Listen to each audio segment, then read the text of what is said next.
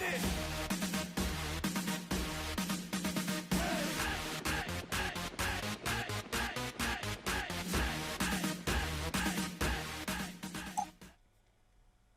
Hey there, everybody. Welcome back to the channel. My name's Chris Orme, and we're back here with our little FM Academy, how to play, learning tips and tricks, all that good stuff. Video number 3, the morale system.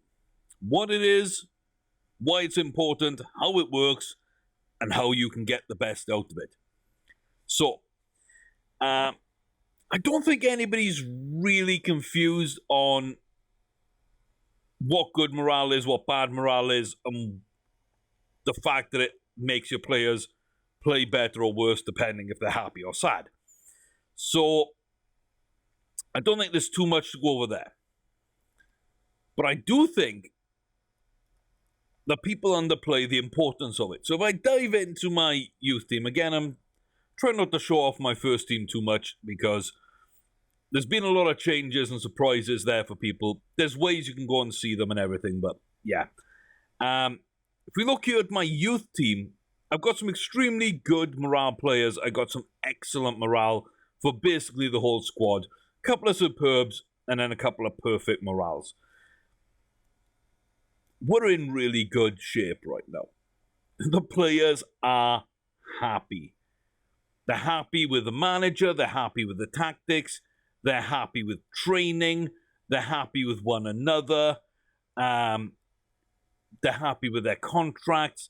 There's so much that goes into the morale system, but we've got it to the point now where basically pretty much everybody's in a good spot, and it's going to take something to knock them out of that. With that comes form, and they feed into each other. The better the morale, the better players tend to play. The better they play and the better results that gets them usually means their morale will also go up. It also means you go up in the league. Right now we're going to be sitting in 13th because the league hasn't started. But pretty soon we should be up near the top fighting for the title again. And that will improve our morale.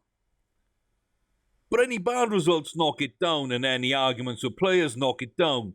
Anytime they feel they're going to be treated unfairly, or perhaps they're not playing as much as they should, or need a new contract, or don't like another player. There's so many pitfalls that people don't really look at. So how do you get great morale? Well, we've talked about a couple. Playing them and, having good results. Those are two really big ones. But if you've got a good tactic, that was video 1 in our series. If you haven't watched it, go back and take a look at that. I do suggest that heavily. But you've got a good tactic, and the training schedules that I showed you in video 2 and the idea behind them is making them better players and getting them tactical familiarity. It's getting them team cohesion, which is making them like the players around them. There's all those different bits and pieces. They're all going to feed back into better results, better players, better performances, better morale. And that's going to sustain success short and long term. But what haven't we looked at? Well, training to a certain degree. So, if a certain player has played well for you, and you praise him for it, great. But you've also got to make sure as well that you check out exactly what they're doing in training. So it may not be very much. Like, he's been out injured, so we can't really do anything about him. Jean de Boer, someone with great potential. If we have a look at his training, performed especially well. So a 9.1 training rating. I like that. And you can see he's improving quite steadily. He really is improving quite steadily. But for a forward, he can't finish yet. But we're working on things. It's a slow burn with these young players. But he's on excellent morale. Now we're going to praise him for his training. Superb. It just jumped up because we told him something that he agreed with. And it's really simple, but it really is effective. If your players are playing badly, find a way to praise them. Are they training well? Are they playing well? Have they played well over 3 or 4 games, even if they didn't in the last game? Or, just for the sake of it, an extremely good player here, Theod, my best young goalie prospect, I'm just going to praise his conduct. Why? Because it's a good catch-all that doesn't really seem to go that badly. You can do this every 2 to 3 weeks. Just always choose the top option. Praise conduct, choose that top option. It'll normally help. His morale didn't go up. That's fine. Hans-Peter Foster, I quite like him as a young player. He just jumped up to a superb. So, yeah, you got a player with below average morale, or you got a team that's below average. You've lost 4 on the bounce. You want to win that next game. You know winning that next game is going to improve their morale, and you can snowball it upwards just as it snowballed down on top of you. Go through every player. Praise their conduct. Every single one. And watch their morale jump. It's not going to be much, but if that coupled with a win, both jump them up a category, then you've gone from a good to a very good. You've gone from extremely good to an excellent or a superb, or from an an excellent to a perfect. So there's lots of ways. Now, as well as praising your players, criticizing them also improves morale, but only where it's warranted and only if the player isn't highly controversial or dislikes you, or a couple of other factors. But let's say that Sosa wasn't playing well, I would go in and warn him. And I can't warn him because there's nothing there about his training, and there is nothing there about his recent form or last match. I would just go in and criticize conduct. And if it's warranted, it'll go up. Criticizing conduct's really bad. Praise conduct's a catch-all. Criticizing conduct is a little bit rough. But also, he's had an injury. I can go and talk to him. Extremely good. He stays extremely good. But thanks for all the support. That's also important. It didn't kick his morale up, but he now feels a bit better rapport with me as a player-manager relationship. And that feeds into dynamics. So we looked at how the training and tactics build the cohesion and where we are there. The dressing room atmosphere, everyone's happy because I'm treating them in the right way. I'm treating them as professionals. I'm criticizing them where appropriate and not overly much. I'm praising them where appropriate and not overly much. If I tend to have a team that wins like 8-9-0, I'm probably still only praising 3 players or 4 players. If there's a bunch of players on 8.5 and above, and there's only 2 that are 9 or above, they're the standouts. They're the 2 that I will praise for that game. For what would take like an 8 rating in an outfield position to get praised, I'll praise the goalkeeper on a 7. It's much more difficult to get a good rating as a goalkeeper. And also criticizing players in those ways. But it's going to improve their morale because they're being fairly treated. It's going to build that managerial support because they're gaining that sort of rapport with you, that relationship with you. So when you look at the hierarchy, you can see a couple of players aren't that supportive of you, but mainly they are. And if you click on the players, it will show you the groups they're in. We're kind of split at the moment. A couple of French players here. a bulk of decent players in the main social group and the secondary social groups. A couple of new players have kind of split that. But then we go across to happiness. The morale of my team leaders is really good. My highly influential players is almost perfect. My only influential player is perfect, and then I got a bunch of other decent morale here. You can see though ARP is unhappy. I can hover over it, and negatives. He's been injured. He has been injured. He's happy with the type of training sessions. He's been injured, but he's still very happy. You can see that the type of training sessions, pleased with training overall.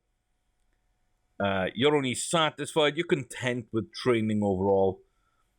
The treatment, how I have treated the players, they're all satisfied with the way I've talked to them and what I've talked to them about. When I find them, when I've praised them, they feel fairly well taken care of.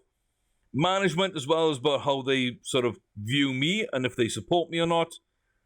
Dominguez has actually gained some, but again, they're just satisfied.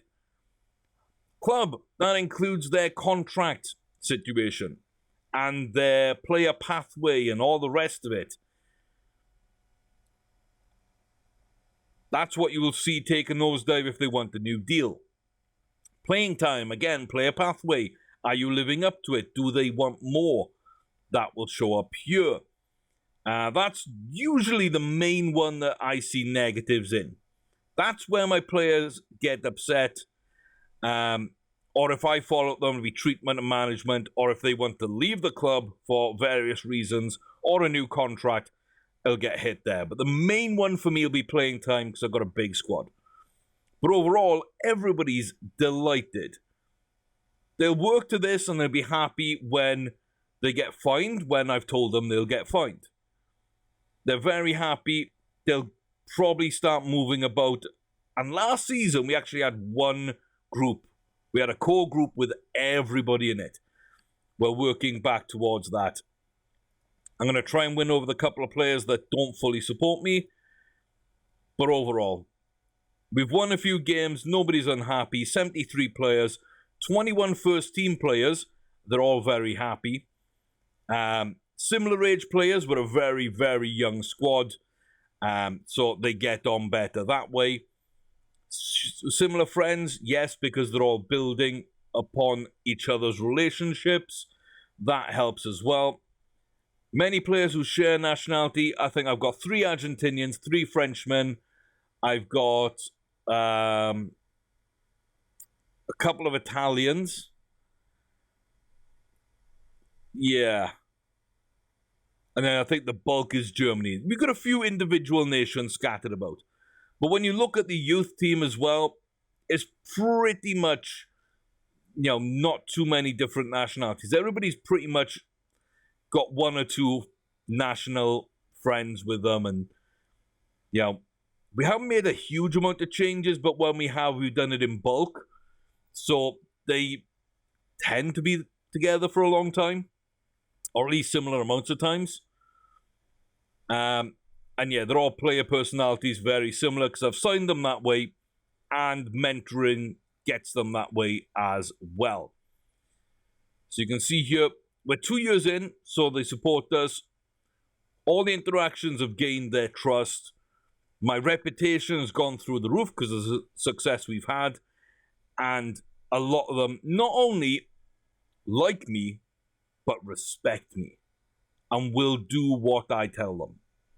Now that, with the tactics, the fact that they know the tactics, the fact that we're training towards the tactics, and the fact that they trust my ability to put together those tactics, means we don't have individuals on the pitch. We don't have individuals. If they're supposed to cross, they will cross. They'll make better defensive decisions because that's the way I've asked them to do it. They won't just randomly go off task and try and do something different. The ones that might will be given more freedom, and they will be along the lines of my strikers, such as Erling Haaland. Why do we give him freedom? Because he's that good. He's just that good. He is just that good. So he came through Salzburg. When we signed him that first season, 15-15 for the second half of the season. Absolutely phenomenal. 18-20 throughout all competitions. Absolutely amazing. Last season, 26-31 in the league. Like, brilliant. 36 goals in 42 games, all competitions. We've got a good tactic. We've got good players around him. We get him the ball. And if he wants to do something, I kind of let him do it. I set up his player instructions, especially for the strikers, to let them play. If they're one-on-one with a goalkeeper, let them go. Let them do something. And as we can see here by the abilities, it's absolutely fantastic. There's no cons. Everything's really good. He's 6'4". He's good in the air. He's not amazing in the air, but he's good enough in the air. He's strong enough. He's quick enough. You know, he thinks really well. His off-the-ball movement is phenomenal. He can finish a chance. It's everything we need. Those kind of players can do what they want. Everybody else does what they're told. And there's the balance. There is the balance. And then you got team meetings, which we don't have a reason to hold one, but make sure you're realistic in the team meetings and err on the side of optimism. So, if you're being told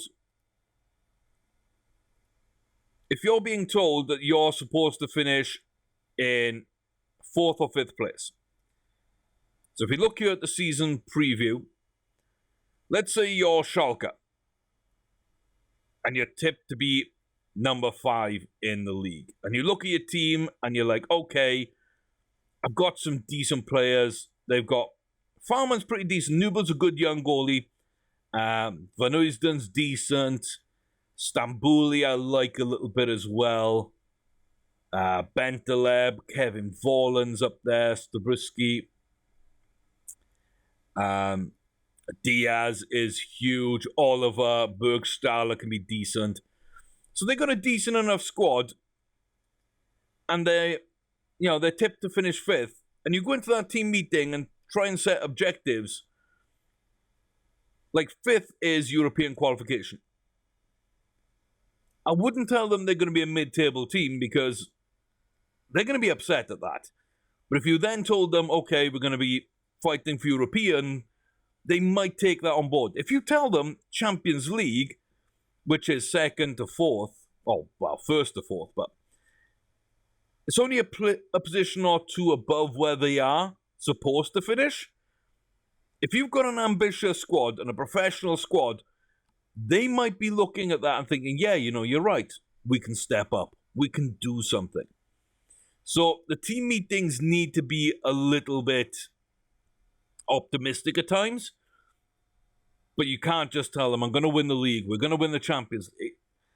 Unless you're capable of doing it, and unless they think they're capable of doing it, that's not going to work out well. So be careful with that. But the dynamic screen, like once a month, I tend to go through this, check for issues, see how things are progressing. Have I lost or gained support? Are they coming together on breaking apart further? Where am I having issues here that I might need to look at? And then situationally, 2 or 3 times during the season, you might need a team meeting. And you just jump in. If you're not playing well, if you lost 6 in a row, try a team meeting and be optimistic. Tell them, things haven't been going our way, but I know we've got the quality in this squad to turn it around. That might gain you some morale. Then you go and praise conduct. Then you go and look at training, criticize the bad ones, praise the good ones. You might find you've gone all the way from abysmal morale to fairly good. Like, that's a huge leap. And you can do it in 1 day on FM. It'll take you 10, 15 minutes in-game to do that. And you will see the benefits. You will go into that next match and maybe they win it. And then those fairly goods go up to very goods. You win another one, and suddenly they're excellent. And in the space of 10 days, you've won 2 matches, you've broken your losing streak. Morale is going up. They're starting to believe. They're gaining more team cohesion, and they're gaining respect for you. All of it leads to less problems and situations in the future. So sometimes you can't stop the spiral. You can't, you're going to hit rock bottom and you can't head it off. You lose one game and you know you're going to lose the next, and that's fine, but play the kids. Play the kids. I'd go to Bayern Munich away playing pretty much a full team, I think. 1.5 star might be my lowest. I don't have a left back available, but if I did have Begunski available, then he would probably be it. I'd go in with Ferraro. I'd go in with him, sure. Central midfielders. I could go with Foster. And I could go in with Seidel and Esa. It's not the best squad in the world, but it's not going to get embarrassed. Those 1.5 to 2 star players aren't going to get embarrassed. And I've even got more to make a bench from. And because we're low on defenders, I'd put the 1-star defenders on the bench. I would probably go away to Bayern Munich knowing I'm going to lose, but I'm not going to lose heavily. And these players are going to lose morale for the loss, not your first team players. If you've got a game that you're going to get battered in, play the kids. Save the morale of your first team. It's not going to matter too much for your youngsters. They're going to rebound. They're going to go back to the under-19s. They're going to play well. But guard your first team morale. And as I say, if you can get to the point where players are happy, your training is making them fairly fit, and you're keeping them that way with days of rest when they're looking really tired, if your tactics are good, you're going to have a lot of success and be able to sustain that success. And you're going to be able to do it with a really young team. I mean, in my under-19s, spoiler up, but Meyer and Harper in the first team, they're being sent down to play, as is Ferraro. So, in my under-19s, I've got 3 19-year-olds. Then I've got a bunch of 17-year-olds. The bulk of the team is 16. And I've got 3 young 15-year-olds. Also, I want to quickly touch on, while we're here, this little squad view I've got going on. You don't need to use my squad view, you don't need to use anyone else's, but use one that works for you. For me, I've set up this one. Positions, I've only got natural positions on as well, so they might be able to play other positions a certain amount, but I'm looking at their natural positions. So I've got those on there. Name, age, nationality, their ability, their potential, their wage, when that contract expires, how much they're currently worth, their appearances, goals, assists, man of the match awards, their average rating for the season, their average over the last 5 games, condition and sharpness, their morale, whether they are EU or not. It doesn't so much matter for Germany, but it did in other leagues that I've played previously. So I have that up there. I push it all the way down so I can just see the no or yes. I don't need more than that. Homegrown status. For European competitions, you need 4 trained in club, and you need a bunch, I think 8 trained in the nation. Of course, being the youth team, they're all pretty much here. The ones that don't are my other nationalities. But we will be okay. And then I've got a general happiness, so I can just quickly look through. And you can see those two are pleased with how I went and talked to them. That was the praise conduct. So that's boosted their morale. It's boosted their connection to me and etc. You get that feedback right here in general happiness. Everyone else here looks delighted. They want to learn a lot. Dornier has no strong feelings about the fact that I'm supported. And Ro and Thornelt both believe I just about deserve the support I'm getting. So those three aren't quite behind me and don't quite understand why the rest of the squad likes me so much. They're not worried about it. They just don't fully agree with it. Most of the rest of these youngsters then are excited to learn and just happy to be here. And then all these players are supportive of me, but they're not fanatical like some of the other players. And they're just happy that I talk to them and that I praise them. So we got some good young players. We got good balance in the squad. We've set up the tactics. We set up the training. As long as we manage the fitness, which is part of training, and the morale,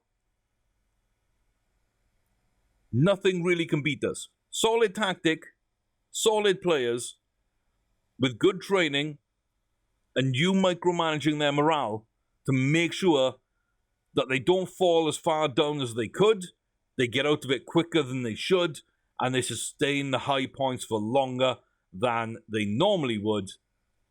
It's going to lead you to a lot of success, believe me. So that's going to wrap up this video, but it's a nice little look at the morale system, I feel. The dynamic screen, which is a real big benefit as well. And that just brings you a lot of information between a squad view like this, where you can just see information at, all on one screen. I'm not looking through lots of other screens. I'm like, okay. So I don't have their playing time on there. That's something that I might put on there. But everything else I've pretty much got on there.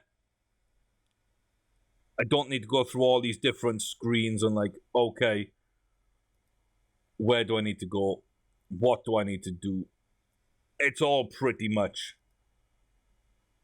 on one screen. So that makes it a lot handier, a lot easier to see where the problems are coming from, how that's affecting things.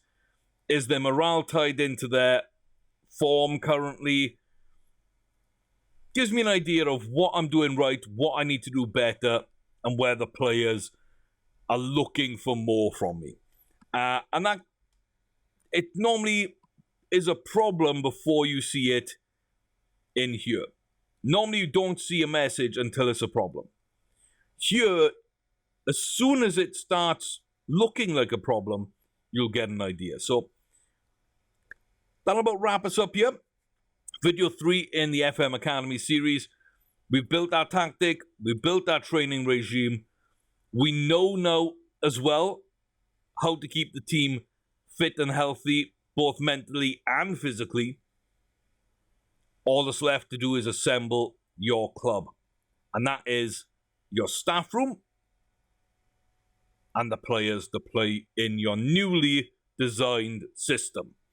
So we'll get on to those two videos. I'm also thinking about one where we look at the boardroom expectations, managing your budgets, and also asking for new stuff. So we might put a part 6 on this. We might well put a part 6 on this, but we've got staff and signings definitely to come in the next 2 videos. We're 3 deep as it is, and hopefully you're starting to learn more and more about the game. You're starting to understand why I think the way I do, the way I put it all together, and why we're capable of success. And we are capable of success. We have been, and we will be again. If I look here on my profile, you'll be able to see that we've got an 80% win rate. Like, that's crazy. That is absolutely crazy. 94 games, 65 goals against. That's 2 every 3 games. But over 2 goals for. That is brilliant. Absolutely brilliant. In 6 games, we will concede 4 goals, but we'll be scoring 12 or more. That's why we're set up the way we are. We don't draw too many. We don't lose too many. It's the best teams in the world that really push us. We're not quite up at that level, but we're just about handling Bayern Munich 2 seasons in. And Dortmund had a really bad season for some reason. They almost got relegated in season 2. I don't know why. I think they dropped from third to bottom. So a bit weird. But yeah, we're really doing well. It is paying off. And I want to get you a similar kind of success as me. I did go into this with a full throttle manager. You can see we've got a lot of players coming in and out, and not all of them Germans, but everything else, I'm pretty much dealing with things quite well. So, yeah. And you can see here the tactical influences and our signing influences all coming into play. But really, it's all pretty good.